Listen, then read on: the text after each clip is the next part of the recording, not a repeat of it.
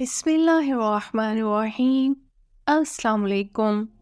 پنجاب کے شہر گوجرانوالہ میں ایک حکیم صاحب ہوا کرتے تھے جن کا مطب ایک پرانی سی عمارت میں تھا۔ حکیم صاحب روزانہ صبح مطب جانے سے قبل بیوی کو کہتے کہ جو کچھ آج کے دن کے لیے تم کو درکار ہے ایک چٹ پر لکھ کر دے۔ بیوی لکھ کر دے دیتی۔ آپ دکان پر آ کر سب سے پہلے وہ چٹ کھولتے، بیوی نے جو چیزیں لکھی ہوتی ان کے سامنے ان چیزوں کی قیمت درج کرتے، پھر ان کا ٹوٹل کرتے، پھر اللہ سے دعا کرتے، یا اللہ میں صرف تیرے ہی حکم کی تعمیل میں تیری عبادت چھوڑ کر یہاں دنیا داری کے چکر میں آ بیٹھا ہوں، جو ہی تو میری آج کی مطلوبہ رقم کا بندوبست کر دے گا میں اسی وقت یہاں سے اٹھ جاؤں گا۔ اور پھر یہی ہوتا۔ کبھی صبح کے 9:30، کبھی 10 بجے حکیم صاحب مریضوں سے فارغ ہو کر واپس اپنے گاؤں چلے جاتے۔ ایک دن حکیم صاحب نے دکان کھولی، رقم کا حساب لگانے کے لیے چٹ کھولی تو وہ چٹ کو دیکھتے ہی رہ گئے۔ ایک مرتبہ تو ان کا دماغ گھوم گیا، ان کو اپنی آنکھوں کے سامنے تارے چمکتے ہوئے نظر آ رہے تھے، لیکن جلدی انہوں نے اپنے اعصاب پر قابو پا لیا۔ آٹے دال وغیرہ کے بعد بیگم نے لکھا تھا بیٹی کے جہیز کا سامان۔ کچھ دیر سوچتے رہے، پھر چیزوں کی قیمت لکھنے کے بعد جہیز کے سامنے لکھا یہ اللہ کا کام ہے، اللہ ہی جانے۔ 1-2 مریض آئے ہوئے تھے، ان کو حکیم صاحب دوائی دے رہے تھے۔ اسی دوران ایک بڑی سی کار ان کے مطب کے سامنے آ کر رکی۔ حکیم صاحب نے کار یا صاحب کار کو کوئی خاص توجہ نہ دی، کیونکہ کئی کاروں والے ان کے پاس آتے رہتے تھے۔ دونوں مریض دوائی لے کر چلے گئے۔ وہ سوٹڈ بوٹڈ صاحب کار سے باہر نکلے اور سلام کر کے بینچ پر بیٹھ گئے۔ حکیم صاحب نے کہا اگر آپ نے اپنے لیے دوائی لینی ہے تو ادھر سٹول پر آ جائیں تاکہ میں آپ کی نبض دیکھ لوں، اور اگر کسی مریض کی دوائی لے کر جانی ہے تو بیماری کی کیفیت بیان کر دیں۔ تو صاحب کہنے لگے حکیم صاحب میرا خیال ہے آپ نے مجھے پہچانا نہیں، لیکن آپ مجھے پہچان بھی کیسے سکتے ہیں، کیونکہ میں 15-16 سال بعد آپ کے مطب میں داخل ہوا ہوں۔ آپ کو گزشتہ ملاقات کا احوال سناتا ہوں، پھر آپ کو ساری بات یاد آ جائے گی۔ جب میں پہلی مرتبہ یہاں آیا تھا تو وہ میں خود نہیں آیا تھا، خدا مجھے آپ کے پاس لے آیا تھا، کیونکہ خدا کو مجھ پہ رحم آ گیا تھا اور وہ میرا گھر آباد کرنا چاہتا تھا۔ ہوا اس طرح تھا کہ میں لاہور سے میرپور اپنی کار میں اپنے آبائی گھر جا رہا تھا۔ این آپ کی دکان کے سامنے ہماری کار پنکچر ہو گئی۔ ڈرائیور کار کا پہیا اتار کر پنکچر لگوانے چلا گیا۔ آپ نے دیکھا کہ میں گرمی میں کار کے پاس کھڑا ہوں۔ آپ میرے پاس آئے اور آپ نے مطب کی طرف اشارہ کیا اور کہا کہ ادھر آ کر کرسی پر بیٹھ جائیں، اندھا کیا چاہے 2 آنکھیں۔ میں نے آپ کا شکریہ ادا کیا اور کرسی پر آ کر بیٹھ گیا۔ ڈرائیور نے کچھ زیادہ ہی دیر لگا دی تھی۔ ایک چھوٹی سی بچی بھی یہاں آپ کی میز کے پاس کھڑی تھی اور بار بار کہہ رہی تھی چلے نا، مجھے بھوک لگی ہے۔ آپ اس سے کہہ رہے تھے بیٹی تھوڑا صبر کرو، ابھی چلتے ہیں۔ میں نے یہ سوچ کر کہ اتنی دیر آپ کے پاس بیٹھا ہوں، مجھے کوئی دوائی آپ سے خریدنی چاہیے تاکہ آپ میرے بیٹھنے کو زیادہ محسوس نہ کریں۔ میں نے کہا حکیم صاحب 5-6 سال سے انگلینڈ میں ہوتا ہوں۔ انگلینڈ جانے سے قبل میری شادی ہو گئی تھی، لیکن ابھی تک اولاد کی نعمت سے محروم ہوں۔ یہاں بھی بہت علاج کیا اور وہاں انگلینڈ میں بھی، لیکن ابھی قسمت میں مایوسی کے سوا اور کچھ نہیں دیکھا۔ آپ نے کہا میرے بھائی توبہ استغفار پڑھو، خدا را اپنے خدا سے مایوس نہ ہو، یاد رکھو اس کے خزانے میں کسی شے کی کمی نہیں۔ اولاد، مال و اسباب اور غمی خوشی، زندگی موت، ہر چیز اسی کے ہاتھ میں ہے۔ کسی حکیم یا ڈاکٹر کے ہاتھ میں شفا نہیں ہوتی اور نہ ہی کسی دوا میں شفا ہوتی ہے۔ شفا اگر ہونی ہے تو اللہ کے حکم سے ہونی ہے، اولاد دینی ہے تو اسی نے دینی ہے۔ مجھے یاد ہے آپ باتیں کرتے جا رہے تھے اور ساتھ ساتھ پوڑیاں بنا رہے تھے۔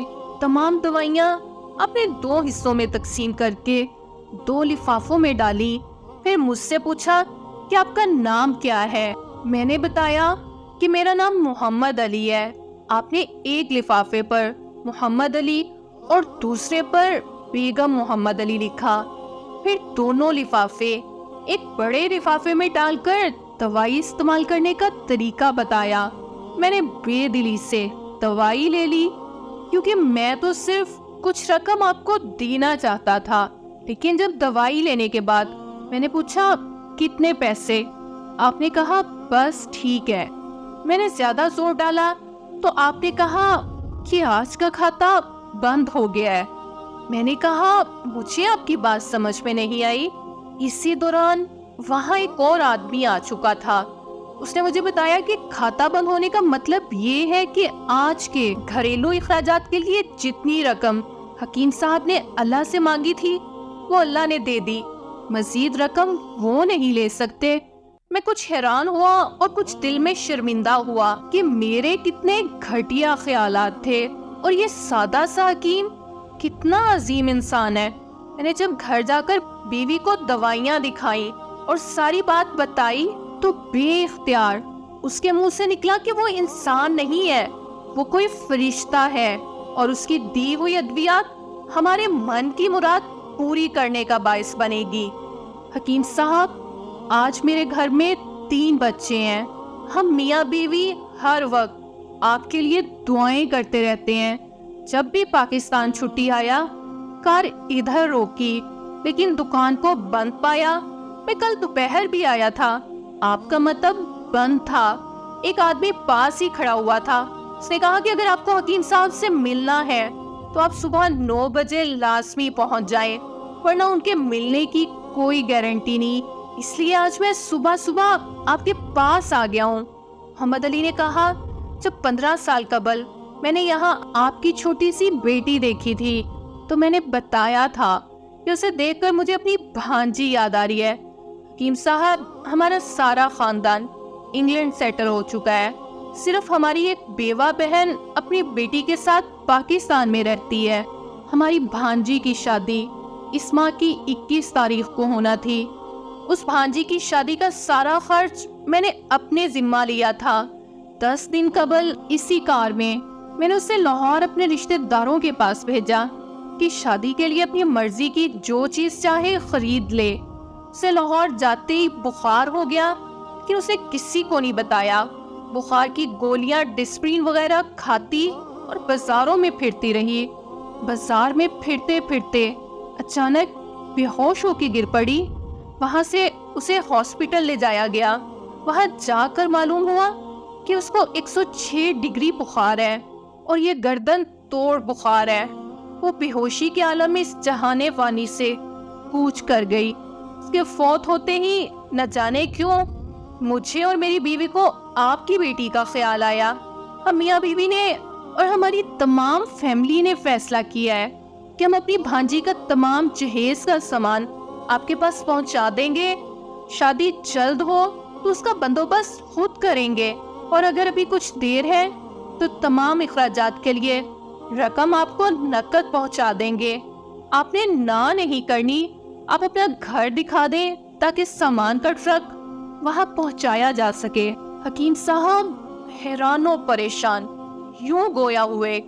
محمد علی صاحب، اب جو کچھ کہہ رہے ہیں مجھے سمجھ نہیں آ رہا، میرا اتنا دماغ نہیں ہے۔ میں تو آج صبح جب بیوی کے ہاتھ کی لکھی ہوئی چٹ یہاں آ کر کھول کر دیکھی تو مرچ مسالے کے بعد جب میں نے یہ الفاظ پڑھے بیٹی کے جہیز کا سامان، تو آپ کو معلوم ہے میں نے کیا لکھا؟ آپ یہ چٹ ذرا خود دیکھیں۔ محمد علی صاحب یہ دیکھ کر حیران رہ گئے کہ بیٹی کے جہیز کے سامنے لکھا ہوا تھا یہ کام اللہ کا ہے، اللہ ہی جانے۔ محمد علی صاحب یقین کریں آج تک کبھی ایسا نہیں ہوا تھا کہ بیوی نے چٹ پر چیز لکھی ہے اور اللہ تعالیٰ نے اسی دن اس کا بندوبست نہ کیا ہو۔ واہ، میرے رب واہ، تو عظیم ہے، تو کریم ہے۔ آپ کی بھانجی کی وفات کا سن کر افسوس ہوا، لیکن اس کی قدرت پر حیران ہوں کہ وہ کس طرح اپنے موج سے دکھاتا ہے۔ حکیم صاحب نے کہا، جب سے ہوش سنبھالا ہے ایک ہی سبق پڑھا ہے کہ صبح ورد کرنا ہے، رازق رازق تو ہی رازق ہے، اور شام کو شکر شکر مولا تیرا شکر۔ ویڈیو اچھی لگی ہے تو لائک اور کامنٹ کریں، فرینڈس اینڈ فیملی کے ساتھ شیئر کریں، چینل پہ نئے ہیں تو سبسکرائب کر لیں اور بیل نوٹیفیکیشن آن کر دیں۔ ملتے ہیں آپ سے نیکسٹ ویڈیو میں۔ اللہ حافظ۔